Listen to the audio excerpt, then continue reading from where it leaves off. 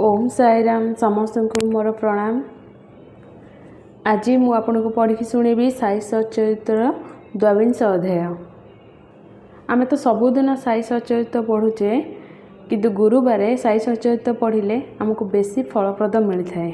बाबा बेसी प्रसन्न हुअन्ति आम उपरे आमर दुख दूर करती। आज द्वाविंश अध्याय आमे पढ़िबा सर्पदंशरणु रक्षा, ज्योतिषंकर मृत्यु गणना एवं बाबांक उपदेश। श्री साई बाबांकर किपरि ध्यान करिबा, सेही सर्वशक्ति मानक महिमा अपार, जहाँक वर्णना करबाकू वेद एवं सहर्ष फणायुक्त शेषनाग मध्य निजर अक्षमता प्रकाश करती। भक्त मानकर रुचि स्वरूप वर्णनारे न थाए, सेमानकर दृढ़ धारणा जे केवल साईंकर श्रीचरण ही आनंद प्राप्ति संभव। तांकर चरण कमलर ध्यान व्यतीत तांकु जीवनर सर्वोच्च लक्ष्य प्राप्ति करने निमंते अन्य मार्ग नहीं। हेमाडपंत भक्ति एवं ध्यानर एक सरल मार्ग एठारे वर्णना करिसेंती। ताहा हेउची कृष्ण पक्ष आरंभ हेबा परे चंद्रकला दिनकु दिन क्षय हेबाकु लागे तथा ताहार प्रकाश मध्य क्रमशः क्षीण हो जाए और शेष अमावास्या दिन चंद्रमा पूर्ण विलीन हो जिबा जोगु चतुर्दिगरे आमा अंधकार घोटी जाए। किंतु जेतेबेले शुक्ल पक्ष आरंभ हुए लोके चंद्र दर्शन निमंते अति उत्सुकता प्रदर्शन करती। द्वितीय दिन जेहेतु चंद्र अधिक स्पष्ट देखा जाती नहीं, लोके वृक्षर दुईटी शाखा मध्य देई चंद्र दर्शन करती। उत्सुकता एवं ध्यान सहकारे देखिबार एपरी प्रयास करिबा बेले योजना दूर रे थिबा चंद्रर क्षीण रेखा जेतेबेले दृष्टिगोचर हुए मन आनंदरे प्रफुल्लित होई उठे। ठीक सही विचार रे आमे बाबांकर श्रीपयर दर्शन प्रयास करिबा आवश्यक। बाबांक चित्र को देखंतु केते सुंदर। बाम जानू उपरे दक्षिण जानू न्यस्त करी ऊर्ध्वमुख होई एक प्रस्तर खंड उपरे जस दीप्त मुद्रारे आसीन होइछंती। बाम हस्तर आंगुली मान डाहाण पाद उपरे रहिछि। डाहाण गोड़र आंगुठी उपरे वृक्षर डाल और शाखा परि तर्जनी मध्य आंगुली प्रसारित होइछि।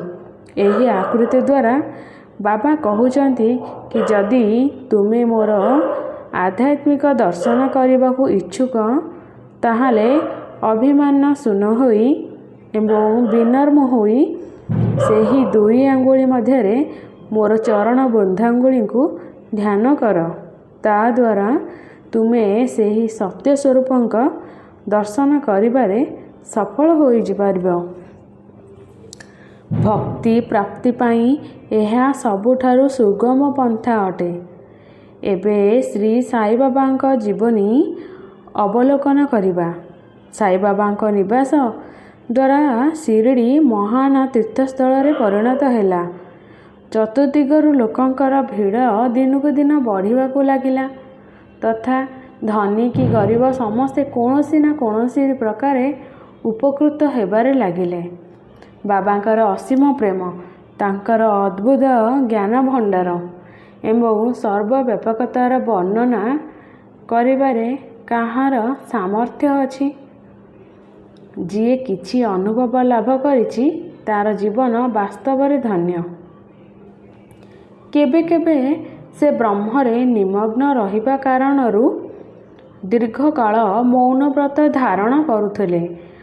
आउ केबे चैतन्य घन एवं आनंद मूर्ति रूप धारण करी भक्त मानकर गहन रे बसुथिले।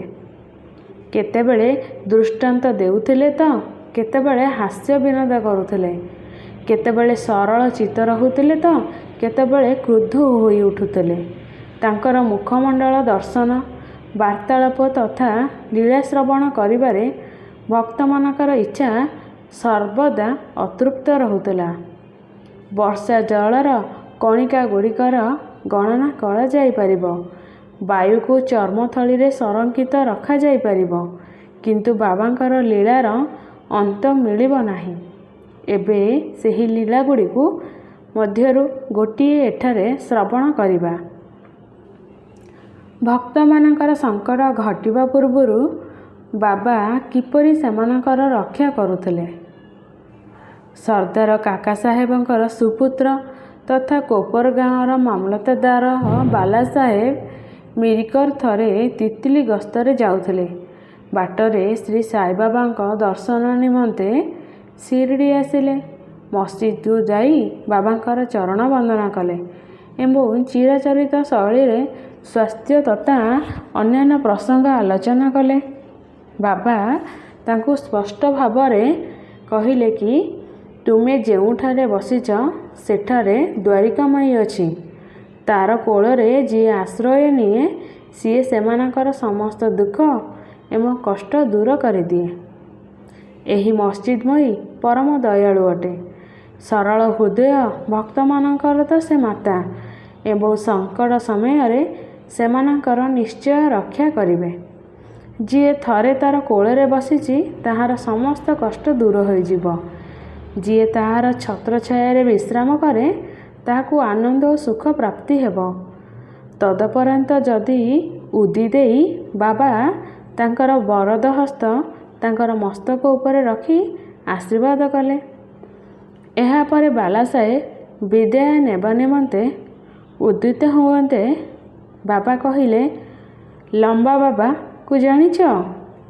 ନିଜର ବାମ ମୁଠି ବନ୍ଦ କରି ତାହାକୁ ଡାହାଣ ହାତରେ କହୁଣି ପର୍ଯ୍ୟନ୍ତ ନେଇ ଡାହାଣ ହାତକୁ ସାପ ସଦୃଶ ହଲାଇ କହିଲେ, ସିଏ ଅତି ଭୟଙ୍କର, କିନ୍ତୁ ଦ୍ୱାରିକାମୟୀର ଲାଲାମାନଙ୍କର ସିଏ କ'ଣ କରିପାରିବ? ଯେତେବେଳେ ସ୍ୱୟଂ ଦ୍ୱାରିକାମୟୀ ସେମାନଙ୍କର ରକ୍ଷା କରନ୍ତି, ସାପର ବା ସାମର୍ଥ୍ୟ କେତେ? ଉପସ୍ଥିତ ଲୋକେ ଏହାର ଅର୍ଥ ତଥା ମିରିକରଙ୍କର ଏ ପ୍ରକାର ଚେତାବନୀର କାରଣ ଜାଣିବାକୁ ଚାହୁଁଥିଲେ, କିନ୍ତୁ ପଚାରିବାକୁ କାହାର ସାହସ ନଥିଲା। ବାବା ଶ୍ୟାମଙ୍କୁ ଡାକି ବାଲାସାହେବଙ୍କ ସହ ତିତଲି ଯିବାକୁ ନିର୍ଦ୍ଦେଶ ଦେଲେ। ଶ୍ୟାମା ବାବାଙ୍କୁ ଆଦେଶ ବାଲାସାହେବଙ୍କୁ ଜଣାଇଲେ, କିନ୍ତୁ ବାଲାସାହେବ ଏଥିରେ ଆଗ୍ରହ ପ୍ରକାଶ ନ କରି ନିଜେ ଫେରିଯିବେ ବୋଲି କହିଲେ। ବାଲାସାହେବଙ୍କର ମତ ଶ୍ୟାମା ବାବାଙ୍କ ପାଖକୁ ନେଇ ଜଣାଇଲେ। ବାବା କହିଲେ, ଠିକ୍ ଅଛି, ଉଚିତ ଅର୍ଥ ଗ୍ରହଣ କରି ସର୍ବଦା ଭଲ କାର୍ଯ୍ୟ କରିବା ଉଚିତ। ଯାହା ହେବାର ଥିବ ତାହା ତ ନିଶ୍ଚୟ ହେବ। ବାଲାସାହେବ ପୁନର୍ବାର ଚିନ୍ତା କରି ବାବାଙ୍କର ପ୍ରସ୍ତାବ ସ୍ୱୀକାର କଲେ ଓ ଶ୍ୟାମାକୁ ତାଙ୍କ ସହ ଯିବା ପାଇଁ କହିଲେ।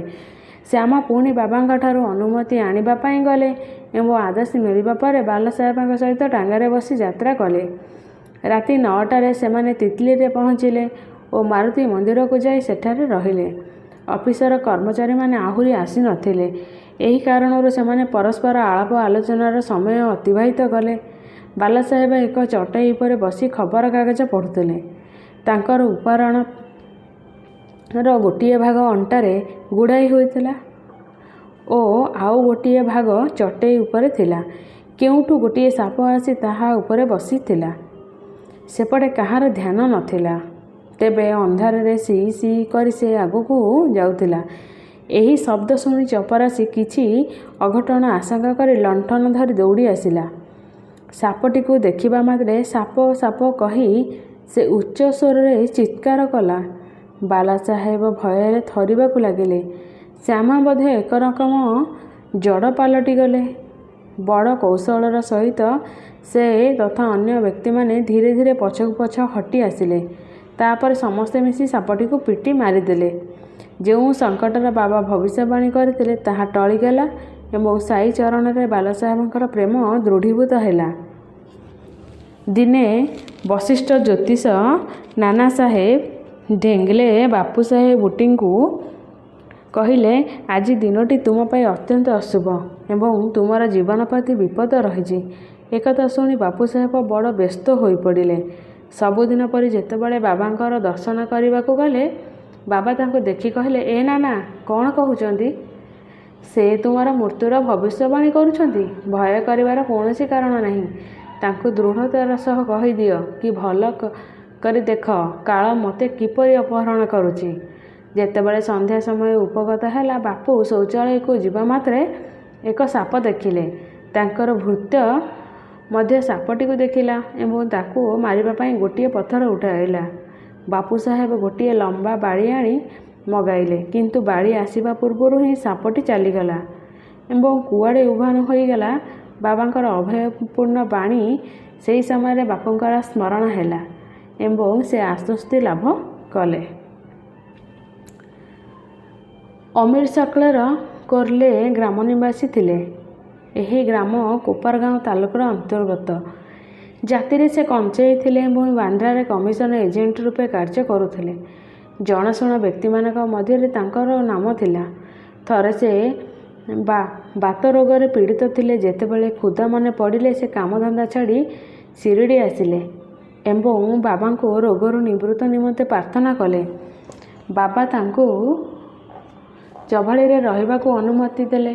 ସେହି ସମୟରେ ଚଭା ଏକ ଅସ୍ୱାସ୍ଥ୍ୟକର ସ୍ଥାନ ହୋଇଥିବାରୁ ଏହି ପ୍ରକାର ରୋଗୀମାନଙ୍କ ପାଇଁ ନିହାତି ଅନୁପଯୁକ୍ତ ଥିଲା।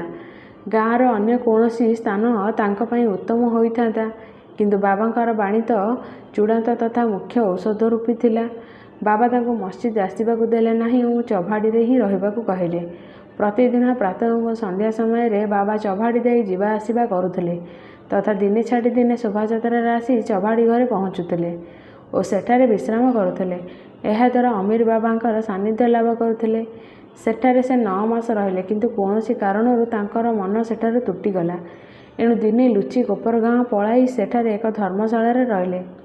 ଯେତେବେଳେ ଧର୍ମଶାଳାରେ ପହଞ୍ଚିଛନ୍ତି, ଜଣେ ଫକୀରଙ୍କୁ ମୁମୂର୍ଷୁ ଅବସ୍ଥାରେ ପଡ଼ିଥିବା ଦେଖି ତାଙ୍କର ଶରୀର ଭୟରେ ଥରିବାକୁ ଲାଗିଲା। ଫକୀର ଜଣକ ବ୍ୟାକୁଳ ହୋଇ ପାଣି ଟୋପାଏ ମାଗୁଥିଲେ ଓ ଜୀବନ ସହିତ ଅନ୍ତିମ ସଂଗ୍ରାମ ଚଳାଇଥିଲା।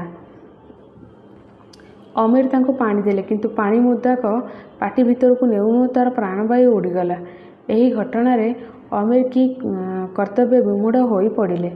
ପୁଲିସ ଓ ଅନ୍ୟାନ୍ୟ କର୍ତ୍ତୃପକ୍ଷ ଏହି ଖବର ଜଣାଇବେ ବୋଲି ଭାବିଲେ, କିନ୍ତୁ ଖବର ଦେଇଥିବା ଲୋକ ହିଁ ଦୋଷୀ ବିବେଚିତ ହୋଇ ନାନା ପ୍ରପଞ୍ଚ ଓ ହଇରାଣର ଶିକାର ହେବ ମନେକରି ପର ମୁହୂର୍ତ୍ତରେ ନିଷ୍ପତ୍ତି ବଦଳାଇଲେ। ଏଣେ ବାବାଙ୍କ ବିନା ଆଦେଶରେ ଶିରିଡ଼ି ଛାଡ଼ିଥିବା ତାଙ୍କ ମନରେ ନାନା ପଶ୍ଚାତାପ ହେଲା। ମନ ଭିତରେ ବାବାଙ୍କୁ କ୍ରମାଗତ ପ୍ରାର୍ଥନା କଲେ ଏବଂ ତୁରନ୍ତ ଶିରିଡ଼ି ଫେରିବାକୁ ସ୍ଥିର କରି ସେହି ରାତିରେ ବାବାଙ୍କ ନାମ ଜପି ସିନ୍ଦୂର ଫାଟିବା ପୂର୍ବରୁ ଶିରିଡ଼ି ପ୍ରତ୍ୟାବର୍ତ୍ତନ କଲେ। ବାବାଙ୍କ ସମ୍ମତି ଓ ଆଦେନୁସାରେ ପୁଣି ଚଭାଡ଼ିରେ ରହିଲେ ଏବଂ ରୋଗମୁକ୍ତ ହୋଇଗଲେ। ଥରେ ଅର୍ଦ୍ଧରାତ୍ର ସମୟରେ ବାବା ଅଚାନକ ଓ ଅବଦୁଲ ବୋଲି ଚିତ୍କାର କରି କୌଣସି ଦୁଷ୍ଟ ପ୍ରାଣୀକୁ ତାଙ୍କ ବିଛଣା ଉପରେ ଚଢ଼ୁଥିବାର ସୂଚନା ଦେଲେ। ଅବଦୁଲ ଲଣ୍ଠନ ନେଇ ବାବାଙ୍କର ବିଛଣା ଖୋଜାଖୋଜି କଲେ, କିନ୍ତୁ କେଉଁଠାରେ କିଛି ଦେଖାଗଲା ନାହିଁ। ବାବା ଧ୍ୟାନପୂର୍ବକ ଚାରିଆଡ଼େ ଭଲ କରି ଦେଖିବାକୁ କହିଲେ ଏବଂ ତାଙ୍କର ସଟକା ମଧ୍ୟ ଭୂମି ଉପରେ ପ୍ରହାର କଲେ। ବାବାଙ୍କର ଏହି ଲୀଳା ଦେଖି ଅମିର ଭାବିଲେ କି କୌଣସି ସାପ ଆସିଥିବାର ଆଶଙ୍କା ବୋଧହୁଏ ବାବାଙ୍କର ହୋଇଥିବ। ଦୀର୍ଘକାଳ ପର୍ଯ୍ୟନ୍ତ ବାବାଙ୍କ ସଂସ୍ପର୍ଶରେ ରହିବା ଯୋଗୁଁ ଅମିର ବାବାଙ୍କର ବାଣୀ ଏବଂ ଆଚରଣର ଅର୍ଥ ବୁଝିବାକୁ ସକ୍ଷମ ହେଉଥିଲେ। ବିଛଣା ପାଖରେ କିଛି ଖସ୍ ଖସ୍ କରୁଥିବାର ସେ ଦେଖିଲେ। ଅବଦୁଲଙ୍କ ଠାରୁ ବତି ନେଇ ଦେଖିଲା ବେଳକୁ ସେଠାରେ ଗୋଟିଏ ସାପ କୁଣ୍ଡଳି କରି ବସିଥିଲା। ସାପଟି ଫଣା ହଲାଉଥିଲା। ତୁରନ୍ତ ତାକୁ ମାରି ଦିଆଗଲା। ଏହି ପ୍ରକାରେ ବାବା ସମୟ ଉପଯୋଗୀ ସୂଚନା ଦେଇ ଅମିରଙ୍କ ପ୍ରାଣ ରକ୍ଷା କଲେ। ବାବାଙ୍କ ଆଦେଶ ଅନୁସାରେ କାକା ସାହେବ ଦକ୍ଷିତ ଶ୍ରୀ ଏକନାଥ ମହାରାଜଙ୍କ ରଚିତ ମହନ୍ତ ଭାଗବତ ଓ ଭାବାର୍ଥ ରାମାୟଣର ନିତ୍ୟ ପାରାୟଣ କରୁଥିଲେ। ଥରେ ସେ ପାରାୟଣ ପାଠ କରୁଥିବା ବେଳେ ହେମାଡ଼ ପନ୍ତ ମଧ୍ୟ ଶ୍ରୋତାଙ୍କ ଗ୍ରହଣରେ ଉପସ୍ଥିତ ଥିଲେ। ମାତାଙ୍କ ଆଦେଶରେ ହନୁମାନ କିପରି ଶ୍ରୀରାମଙ୍କ ମହାନତାର ପରୀକ୍ଷା କଲେ, ଏହି ପ୍ରସଙ୍ଗ ଚାଲିଥାଏ। ଶ୍ରୋତାଗଣ ମନ୍ତ୍ରମୁଗ୍ଧ ହୋଇ ଶୁଣୁଥାନ୍ତି। ହେମାଡ଼ ପନ୍ତ ମଧ୍ୟ ସେହିପରି ତନ୍ମୟ ଅବସ୍ଥାରେ ଥାଆନ୍ତି। ହଠାତ୍ କେଉଁଠୁ ଏକ ବିଛା ଆସି ତାଙ୍କ ଡାହାଣ କାନ୍ଧରେ ବସିଲା। ହେମାଡ଼ ପନ୍ତ କିନ୍ତୁ ଏକାଗ୍ର ଚିତ୍ତରେ କଥା ଶୁଣୁଥିବା ଯୋଗୁଁ ତାହା ଜାଣିପାରି ନଥିଲେ। ସତ୍ସଙ୍ଗ ସମୟରେ ସ୍ୱୟଂ ଭଗବାନ ଶ୍ରୋତାମାନଙ୍କର ରକ୍ଷା କରିଥାନ୍ତି। ଅଚାନକ ହେମାଡ଼ ପନ୍ତଙ୍କର ଦୃଷ୍ଟି କାନ୍ଧରେ ପଡ଼ିଲା। ବିଛାଟିକୁ ସେ ଦେଖିଲେ। ପ୍ରାୟ ସେ ମୃତପ୍ରାୟ ଜଣାପଡ଼ୁଥିଲା। ବୋଧହୁଏ କଥାରେ ପ୍ରେମରେ ସେ ବି ତଲ୍ଲୀନ ହୋଇପଡ଼ିଥିଲା। ହରି ଇଚ୍ଛା ମନେକରି ଶ୍ରୋତାମାନଙ୍କ ମଧ୍ୟରେ କୌଣସି ପ୍ରକାର ବିଘ୍ନ ହେବାକୁ ନ ଦେଇ ହେମାଡ଼ପନ୍ତ ଧୋତିର ଦୁଇ ଧାଡ଼ିରେ ବିଛାଟିକୁ ଧରିଲେ ଏବଂ କିଛି ବାଟ ଯାଇ ବଗିଚାରେ ଫିଙ୍ଗିଦେଲେ। ଅନ୍ୟ ଏକ ଘଟଣାରେ ଦିନେ ସନ୍ଧ୍ୟା ସମୟରେ କାକା ସାହେବ ୱାଡ଼ର ଉପର ବାରଣ୍ଡାରେ ବସିଥାନ୍ତି। ଏହି ସମୟରେ ଗୋଟିଏ ସାପ ଝରକାର ଚୌକାଠ ମଧ୍ୟରେ ଥିବା ଏକ ଛିଦ୍ର ଦେଇ ଭିତରକୁ ପଶି ଆସିଲା ଏବଂ କୁଣ୍ଡଳି କରି ବସି ରହିଲା। ଆଲୁଅ ଅଣାଯିବା ପରେ ପ୍ରଥମେ ସିଏ ସାମାନ୍ୟ ଚମକିଲା, କିନ୍ତୁ ପୁଣି ନୀରବରେ ବସି ରହିଲା ଓ ଫଣା ହଲାଇବାକୁ ଲାଗିଲା। ବହୁ ଲୋକ ବାଡ଼ି ଓ କାଠ ଫାଳିଆ ଆଣି ପହଞ୍ଚିଲେ, କିନ୍ତୁ ସାପଟି ଏକ ସୁରକ୍ଷିତ ସ୍ଥାନରେ ବସିଥିଲା, ଯେଉଁଠି କାହାର ପ୍ରହାରର କୌଣସି ପ୍ରଭାବ ପଡ଼ିନଥାନ୍ତା। କିଛି ସମୟ ଧରି ଲୋକମାନଙ୍କର ହୋ ହାଲ୍ଲା ମଧ୍ୟରେ ସେହି ଛିଦ୍ର ଭିତରେ ସାପଟି ଅଦୃଶ୍ୟ ହୋଇଗଲା। ଏହାପରେ ସମସ୍ତଙ୍କ ମନ ଆଶ୍ୱସ୍ତ ହେଲା। ସେଠାରେ ଉପସ୍ଥିତ ଜଣେ ଭକ୍ତ ମୁକ୍ତାରାମ କହିଲେ, ଯାହା ହେଉ ଗୋଟିଏ ଜୀବନ ରକ୍ଷା ପାଇଗଲା। ହେମାଡ଼ପନ୍ତ ତାଙ୍କୁ ଉପେକ୍ଷା କରି କହିଲେ, ସାପଟିକୁ ମାରିଦେବା ଉଚିତ। ଏହି କଥାକୁ ନେଇ ଦୁଇଜଣଙ୍କ ମଧ୍ୟରେ ବିବାଦ ଦେଖାଗଲା। ଜଣକର ମତ ଥିଲା ଯେ ସାପ ତଥା ସେହିପରି ଜୀବଜନ୍ତୁଙ୍କୁ ମାରିଦେବା ଉଚିତ, କିନ୍ତୁ ଅନ୍ୟ ଜଣକର ମତ ଏହାର ବିପରୀତ ଥିଲା।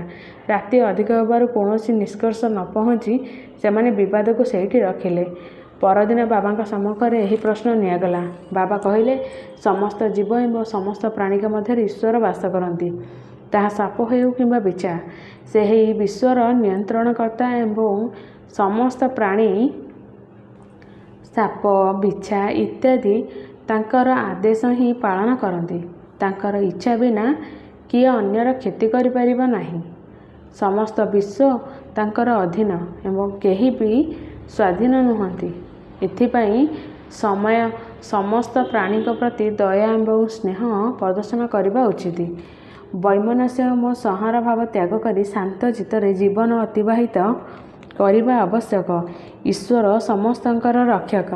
ଶ୍ରୀ ସଦ୍ଗୁରୁ ସାଇନାଥ ପ୍ରଣାମ। ଶୁଭମ୍ ଭବତୁ।